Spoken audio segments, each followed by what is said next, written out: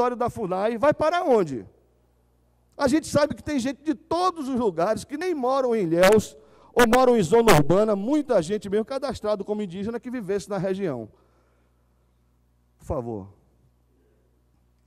Na pesquisa que encontramos, esse senhor Antonino Melgaço, ele é citado em todo momento no relatório da FUNAI como índio. O índio que pediu concordata em 1925, está ali o pedido de concordata dele, ali ao lado, um documento que nós encontramos no nosso arquivo público em Ilhéus. Em 1925, Antonino Melgaço pede concordata. E índio, Antonino Melgaço, que também era índio, está ali os trechos do relatório da FUNAI. O próximo, por favor. Bom, aí nós temos vários trechos do relatório da FUNAI. Pode ir passando, por favor. Mais adiante. Mais adiante. Aí. O relatório da FUNAI faz o tempo todo a relação dos descendentes de índios com a terra. Quando conta a história da Batalha dos Nadadores, que aconteceu de fato, adultera a história, estupra a história, conta com outra etnia. A batalha se deu com os tupiniquins, eles contam com os tupinambás. E, na medida do possível, vão esquecendo e vão evitando a nomenclatura tupiniquim para fortalecer a tese tupinambá. Então, a Batalha dos Nadadores, 1560. A Igreja Nossa Senhora da Escada, início, por volta de 1680. Por que a terra é importante? Por que a demarcação em zona urbana? Por que demarcar essa área em Olivença? Porque é um lugar importante para o modo de ser, viver e estar no mundo dos índios, para a manutenção de suas culturas, de suas tradições, por causa do vínculo emotivo com os seus antepassados, através dessas edificações, como a Igreja Nossa Senhora da Escada, o cemitério indígena histórico que eles alegam. Então, o tempo todo o relatório faz a vinculação da importância da terra para os índios que hoje pretendem, pleiteiam essa demarcação. Essa senhora, Suzana de Matos Viegas, é a coordenadora do grupo de trabalho da FUNAI. Esta obra que nós estamos mostrando aí é um livro. Ele se chama Terra Calada. Ali está o número de páginas, a editora. Esse livro foi publicado em 2007. Toda essa história do movimento indígena de Olivença começa por volta de 97, quando o funcionário do Serviço de Assistência ao Índio faz a primeira carta à FUNAI, pedindo aquele reconhecimento que eu falei dos índios como pataxós. Essa senhora, ela já acompanha esse funcionário, a região de Sapucaíra, em 97. Posteriormente, ela é contratada pela FUNAI por $12 mil para fazer parte do grupo de trabalho, não só fazer parte do grupo de trabalho, como para coordenar. E é ela que, na página 30 do seu livro, ela diz que os tupinambás, que os índios de Olivença, quer sejam eles Camacã, Botocudos ou outros, está ali no trecho em amarelo, se alguém puder ler, não é? Abandonaram Olivença no início do século XX. E ela está se referindo àquela mudança para Caramuru, Paraguaçu. Ela está se referindo àquela mudança. E que estes a abandonaram no início do século XX, não sendo, portanto, está ali as palavras da coordenadora, secretária, isso é muito grave. Não sendo, portanto, olha lá embaixo, os antepassados dos Tupinambá de Olivença que ali vivem hoje.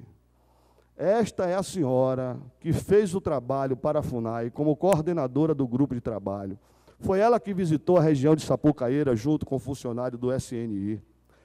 É ela que escreveu, foi ela quem escreveu esse livro. Se não são descendentes dos índios que ali viviam, que relação tem eles com a Batalha dos Nadadores? Que relação tem com a Igreja Nossa Senhora da Escada de 1680, se os índios que viviam em Olivença a abandonaram no início do século XX, ano 30? E não descendem esses tupinambás que ali vivem hoje, daqueles que ali viviam. Como podem ter relação, se alegar no relatório o tempo todo, a igreja construída por nossos antepassados com óleo de baleia, o largo do aldeamento, hoje Praça Cláudio Magalhães, fundamental para a prática dos nossos rituais, das nossas tradições, o cemitério dos nossos antepassados, como? Se não descendem dos índios que ali viviam e que a abandonaram no início do século XX. Se não descendem, como é que eles podem ter essa relação emotiva, secular, com a puxada do mastro de Olivença, a puxada do mastro de São Sebastião, de mais de 200 anos? Ela tenta forçar, ela tenta dar um sentido à presença de tupinambás na região. Por quê? Porque o aldeamento extinto, súmula 650 do Supremo Tribunal Federal, não é atingido em demarcação de terras indígenas. E o aldeamento extinto era tupiniquim. E os tupiniquins dados como extintos. Ora, vamos driblar essa súmula. Vamos criar condições para uma nova tese. E aí vem a inusitada tese Tupinambá, que muitas vezes as pessoas não compreendem o porquê. E aqui eu vou dizer, é um drible. É um drible na jurisprudência do Supremo Tribunal Federal, que diz que as terras de aldeamentos extintos não podem ser atingidas pelo que determina o artigo 231 da Constituição. São áreas que, essas áreas não são atingidas pela legislação que trata de delimitação de terras indígenas no país. Aí é que a gente entende, aí é que há realmente um sentido para se forjar uma etnia que nunca viveu naquela região. O próximo, por favor. Nada disso somos nós que estamos dizendo. São eles próprios, tropeçando nas próprias pernas. Armaram uma cilada histórica, estão embaraçados, se encontram num beco sem saída. E se encontrando num beco sem saída, só há uma alternativa: prosseguir com o erro grosseiro, mesmo que nesse erro grosseiro tenha que ser envolvido um homem com a trajetória do ministro Tarso Genro e um homem com a trajetória do presidente Lula, que vão ter que assinar o decreto da eliminação de terra indígena Tupinambá de Olivença, e que a história vai olhar o tempo todo, hein? Tupinambá, presidente, deixaram que acontecesse isso com a sua história? É esse relatório que um leigo, como eu, não sou antropólogo, não sou historiador, contesta com a maior facilidade. É uma coisa fraca dessa que vão botar para um presidente da República, com renome internacional, com reconhecimento internacional para ele assinar? A luta pela minoria, e essa minoria?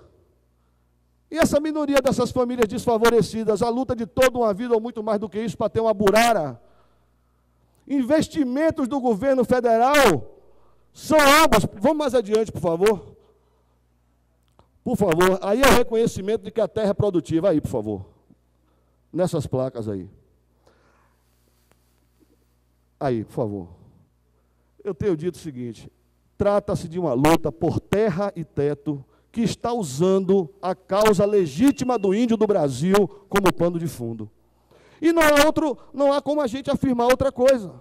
Porque se não são tupinambás, se envolvem dezenas e dezenas de casas dentro da área demarcada, pousadas e hotéis, igrejas de diversos credos, e se nós sabemos que compõe esse movimento índios de todas as cores, de olhos azuis, brancos, negros, como é que nós vamos afirmar que isso é um movimento indígena puro, legítimo? Não é. Não é. Agora, olha o conflito das políticas sociais do governo. A construção de casas de farinha na região do Maruim. Olha o beneficiamento. 466 famílias beneficiadas. Para a gente só estar querendo mostrar que não tem pouco produtor ali, não. Tem muita gente. Esse pessoal não está aqui de graça, não. Ali embaixo, uma placa de luz para todos. São dezenas espalhadas naquela região. O investimento está sendo altíssimo. E a construção daquela subestação da Coelba, olha ali aquela